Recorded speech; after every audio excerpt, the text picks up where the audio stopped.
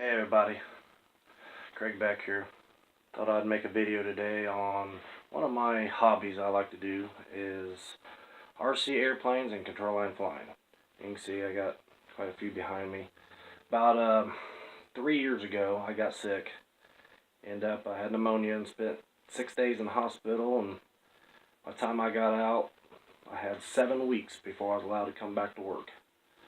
And I was bored sitting at home not doing anything, and got to watching YouTube videos and ran across a guy named Emery, or Shug is his name.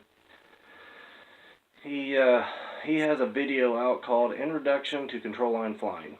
And very good, very informational video. And he kept talking about a company called Brodak this and that. So I googled it, and it's actually a company in Pennsylvania. And they make a lot of kits, and they even make their own engines, and very, very good site. Anyhow, I bought a SIG twister for my very first control line plane, and got about a dozen laps on it, and dug that engine about 4 inches out of the ground, as I got dizzy pretty quick and didn't realize it, and still had a 4-ounce tank full of fuel on it.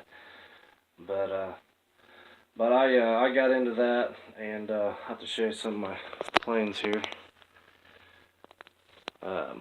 All these are Brodak kits, except for that one there, that blue one. That's a Top Flight Nobler. All these I built myself. I got quite a few planes up here yet, and kits I haven't built yet. Got a Vector 40. That's an ARF. I got the Brodak 40 engine with tongue muffler. I've got it pretty much broke in. It runs really good. There's my Oriental. It's got the Avistar 61 in it. Tongue muffler. Man, it flies super nice. One of Shug's friends that he flies with in his club, his name's Keith Sandberg. And he built a plane called Hot Shot, and that plane is super nice. I think he built it out of a P-51 Mustang. It's a profile plane. So I built my own version of the Hot Shot, and it is right there.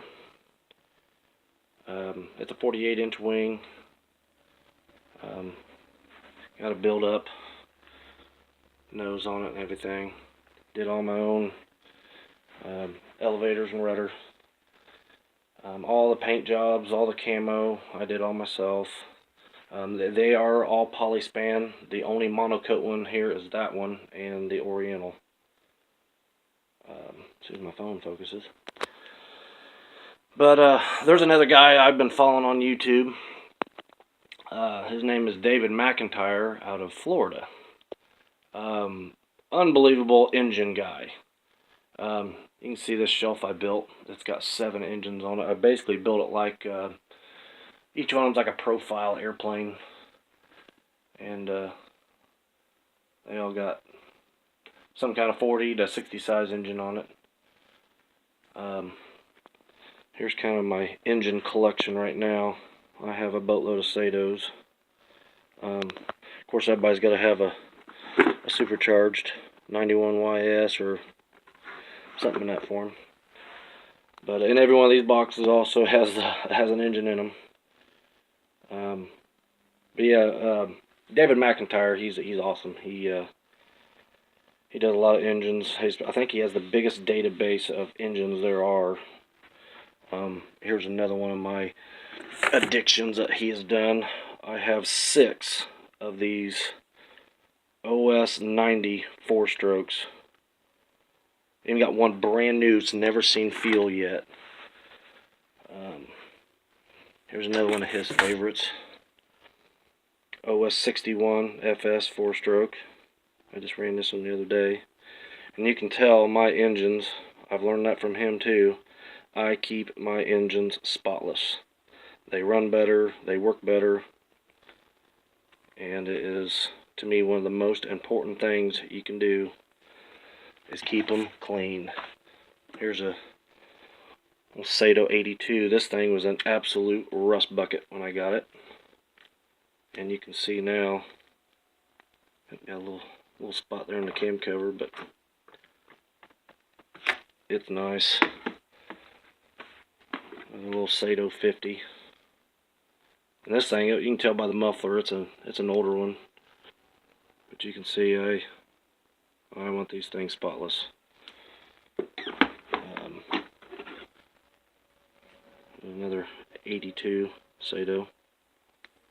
I just ran this one like yesterday.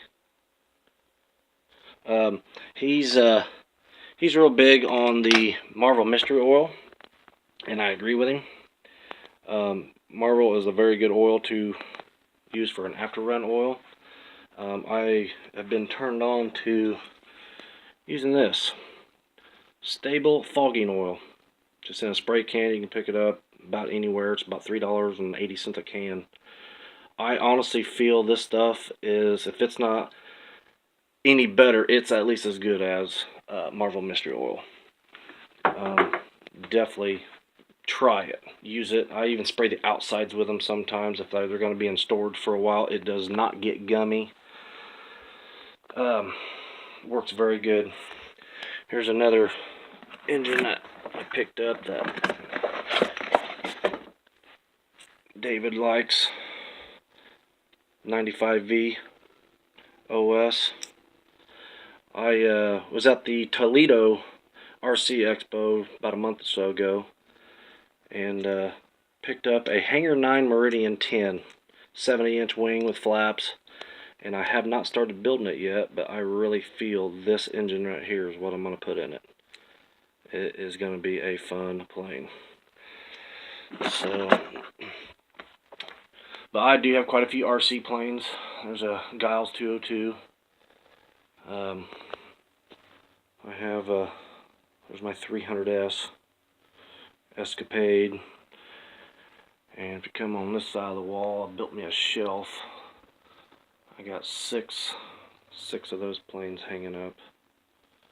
But something I started doing, I got on talking to Tom Morris out of Alabama, and I love building these planes from scratch. And of course, my very first plane I ever flew was the Sig Twister, and I kind of got a soft spot for it, so I decided to build my own style. There is the body. It's not a solid piece of balsa. It's going to be, kind of tell by the back end, it has basically a skeleton to the inside.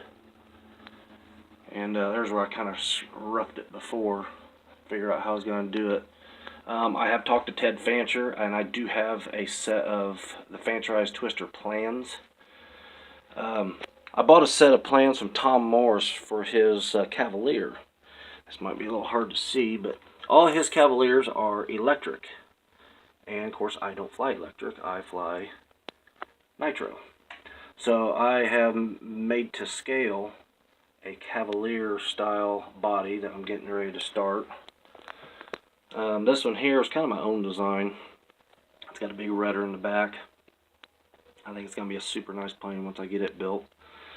But I buy plans, like I say, I've talked to Ted Fancher. I have, actually right over here, there's the Fancherized Twister plans right there, and that roll is the Cavalier I got from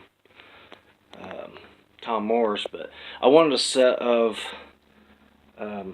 nobler plans, and I talked to Tom, and he ended up, this is kind of cool, he sent me a set of plans I bought, and you can see right here,